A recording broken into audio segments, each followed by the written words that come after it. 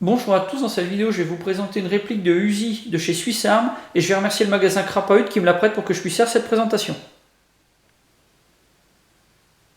Pour le packaging, on a une boîte en carton qui est assez bien faite. À l'intérieur, pour la protection, c'est un bloc de polystyrène blanc préformé. C'est pas très joli, mais enfin ça a fait ses preuves en matière de sécurisation de réplique et de matériel. Donc ça c'est vraiment très bien. Pour l'extérieur, une photo de la réplique, quasiment à taille réelle. Vous avez aussi énormément d'informations, donc ça c'est vraiment très bien puisqu'on va vraiment avoir le principal. Rien qu'en consultant la boîte, on va faire connaissance déjà avec la réplique. Alors pour le nom, Protector, donc ça remplace un peu le nom d'origine de l'arme, celle qui a servi de modèle pour cette réplique. Vous avez le nom du constructeur, enfin du distributeur, Swiss Arm. C'est une réplique qui est distribuée par Cybergun, comme la majorité des produits Swiss Arm. Alors pour les informations qu'on va avoir, c'est rédigé en français et en anglais. Donc on va voir qu'elle peut tirer en coup par coup rafale. Vous avez un recul qui est dit assez puissant, d'après ce que j'ai pu voir sur certaines reviews en langue étrangère. Effectivement, c'est une réplique qui a du kick. Vous avez un système blowback, la crosse arrière est pliable, vous avez une visée arrière qui est réglable, un système de tir spin-up. La réplique est construite en métal. Dans la réalité, vous allez avoir à la fois du métal et de l'ABS. Et puis vous avez également ici un petit tableau avec les informations techniques. Alors on nous donne comme toujours la vitesse des billes en 0,12. Ça c'est destiné au marché américain puisque sur le marché américain ils aiment bien avoir des puissances qui sont assez extrêmes, on va dire. Et donc là pour noyer un peu le poisson, on indique ça en 0,12 grammes avec de la 0,12 grammes. Donc ça nous donne du 509 fps. Alors nous pour le marché européen ça va être à 394, ce qui est déjà quand même relativement élevé. Pour la puissance, 1,5 joules, la portée 40 mètres, la capacité du chargeur 40 billes, le poids 2,177 kg, la longueur 35 cm et demi, ça c'est une fois que la crosse est repliée. Et puis on nous précise également qu'il y a un système de spin-up. C'est une nouvelle version, il y avait une version précédente qui était un petit peu moins puissante. Là ils ont un petit peu amélioré, on va dire, le système pour avoir une puissance un peu supérieure. Et puis pour l'utilisation donc du gaz, c'est sous forme de CO2 en sparklet. En ouvrant la boîte, vous allez trouver la réplique et son chargeur qui est accompagné d'un bouchon supplémentaire. Vous aurez aussi un échantillon de billes, un petit sac de 0,20, la notice, une chargette et puis enfin pour l'outillage, une clé Allen et puis une petite molette qui va vous servir pour régler l'organe de visée avant. On va voir maintenant chaque élément en détail. La notice est rédigée en plusieurs langues, dont français. C'est assez court, ça tient sur 2 pages. Vous avez quelques photos, vous avez des explications. Tout ça est vraiment très clair. Donc pour comprendre les manipulations et l'entretien de la réplique, ça ne va vraiment pas poser de problème du tout. La seule chose qui manque à mon sens, c'est quand même un petit éclaté technique. C'est toujours bien de savoir ce qu'on va trouver dans la réplique si on est amené à l'ouvrir pour de l'entretien ou de la réparation. Le chargeur est fabriqué principalement en métal, il a une capacité de 40 billes et pèse 450 grammes. Vous avez quelque chose qui est quand même très bien fait. Sur le côté, un indicateur de chargement factice, pour faire comme sur les vrais. Le bloc principal est constitué de métal, comme je le disais, y compris la partie supérieure. Donc là, vous n'avez pas de risque de casse. C'est quelque chose qui est quand même assez robuste. Pour les parties en ABS, vous avez simplement la planchette élévatrice. Elle ne se bloque pas en position basse. Et puis vous avez aussi le bouchon qui va venir bloquer la cartouche de CO2 à l'intérieur, qui lui est en grande partie en ABS. Vous en avez un deuxième qui est fourni, donc si vous perdez le premier, c'est quand même quelque chose qui est assez bien fait. Pour remplir avec du gaz, pour introduire la cartouche de CO2, vous avez la clé Allen.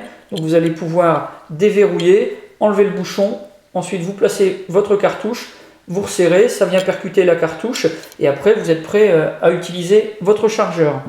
Pour le chargement en billes, vous avez une chargette qui est fournie. Donc vous avez un tube avec un petit adaptateur, une tige qui sert de poussoir. Donc vous placez votre chargette sur le haut de votre chargeur, vous insérez les billes dans le tube et puis ensuite, avec le poussoir, vous faites rentrer toutes les billes à l'intérieur.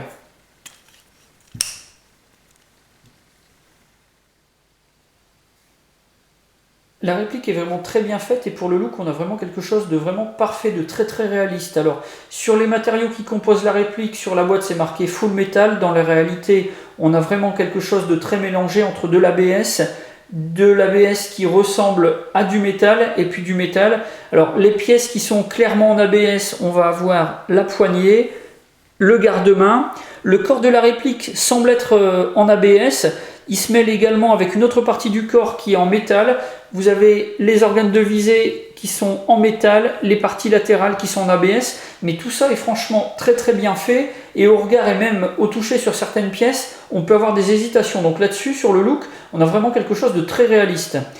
Pour les marquages, vous avez par contre quelque chose qui est très fantaisiste. Alors ici, vous avez les marquages du sélecteur de tir qui, eux, sont conformes au modèle original. Par contre, en dessous, vous avez des marquages qui sont ici, qui sont clairement des marquages pour expliquer que c'est une réplique d'Airsoft et qu'il faut faire très attention. De l'autre côté, vous avez un petit autocollant qui est installé ici, qui va pouvoir s'enlever très facilement, mais vous n'aurez pas de choses supplémentaires. Vous avez Made in Taiwan juste là en bas. Sur le dessus, vous avez également ici sur le levier d'armement quelques informations, mais là ce sont des informations qui sont fantaisistes, donc vous avez quelque chose qui est là un petit peu différent d'un vrai Uzi, donc ça c'est quand même un petit peu dommage. Mais bon, pour le reste, sur l'allure générale, la forme, on est sur quelque chose qui est franchement très très bien fait. Cette réplique se manipule comme le modèle original. Vous avez le bouton de verrouillage du chargeur qui se trouve sur le côté gauche de la poignée. À la base, il est assez large. Vous avez le sélecteur de tir qui se trouve également sur le côté gauche de la poignée. 3 positions. À l'arrière, une pédale de sécurité qui est fonctionnelle. Si vous ne l'enfoncez pas, vous allez avoir les systèmes de détente et puis ceux du sélecteur de tir qui vont être complètement bloqués. Le levier d'armement se trouve sur le dessus. Vous tirez à l'arrière. Vous relâchez, le levier revient à l'avant et la culasse reste ouverte. Ça, c'est quelque chose qui est tout à fait normal. Pour la visée, vous avez un guidon qui se trouve à l'avant, qui est réglable en hausse uniquement grâce à l'outil qui est fourni. Et à l'arrière, vous avez un œilleton qui est basculant. Donc basculant, mais je ne suis pas sûr que le fait de changer d'œilleton soit vraiment utile en airsoft. On n'a quand même pas des résultats balistiques qui sont les mêmes que ceux d'un vrai Uzi.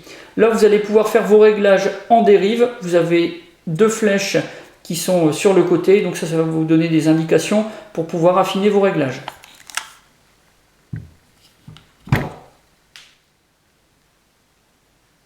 La réplique est équipée d'une crosse pliante qui est rabattue sur le côté droit. Vous avez une plaque de couche qui est fixe et qui pourra éventuellement servir de poignée tactique avant, mais ça reste quand même quelque chose d'assez rudimentaire.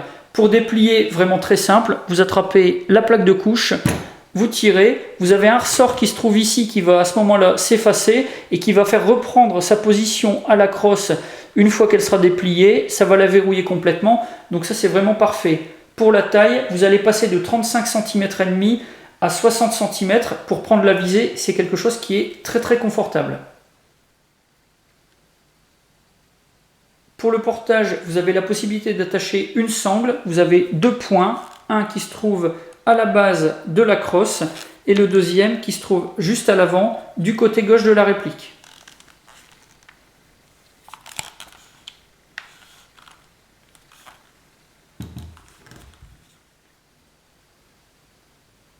La réplique est équipée d'un système de spin-up ajustable, donc vous allez pouvoir faire vos réglages par rapport au poids des billes que vous allez utiliser. Ça se fait ici grâce à cette bague. Quand vous allez tourner dans un sens, vous allez devoir enfoncer le bouton poussoir, donc là c'est pour tourner dans le sens contraire des aiguilles d'une montre. Par contre, quand vous tournerez dans le sens des aiguilles d'une montre, là, pas besoin d'enfoncer. Toutes les manipulations et les effets sont bien expliqués dans la notice, donc vous n'aurez vraiment pas de difficulté pour affiner vos réglages. Pour cette réplique, j'ai un avis qui est positif, malgré 2 inconvénients que je lui trouve. Alors pour les avantages, déjà en premier lieu, elle est très réaliste, que ce soit pour le poids, les manipulations ou même le look. Pour ça, il faut quand même faire abstraction des marquages. Vous avez une réplique qui est très compacte, 39 cm et demi, enfin 35 cm et demi plutôt. Donc là, on est sur quelque chose de vraiment très très court. Et puis vous avez aussi des réglages qui sont très faciles sans avoir besoin d'un outillage particulier. Enfin, chose que je n'ai pas précisé, le tarif, on est de l'ordre de 200 €, donc ça c'est le tarif au moment du tournage. Ça reste quand même assez correct pour une réplique de cette catégorie-là. Pour les inconvénients, en premier lieu, et là c'est quand même le plus important, c'est la puissance. 394 fps avec des billes de 0,20. Là, on est quand même sur des puissances qui sont assez élevées. Et puis enfin, là, c'est personnel. La taille de la poignée que je trouve un petit peu grosse, mais ça, c'est quelque chose qui ne gênera pas forcément tous les airsofters. Voilà pour la présentation de cette réplique de chez Swiss Arms. Si vous avez des questions, comme d'habitude, la partie commentaires ou la boîte de réception. Et puis je vous mets également dans la description les liens du magasin Crapahut. Ça vous permettra de prendre contact avec eux pour avoir plus d'informations. J'en ai maintenant terminé avec le Protector et je vous dis à bientôt pour d'autres vidéos.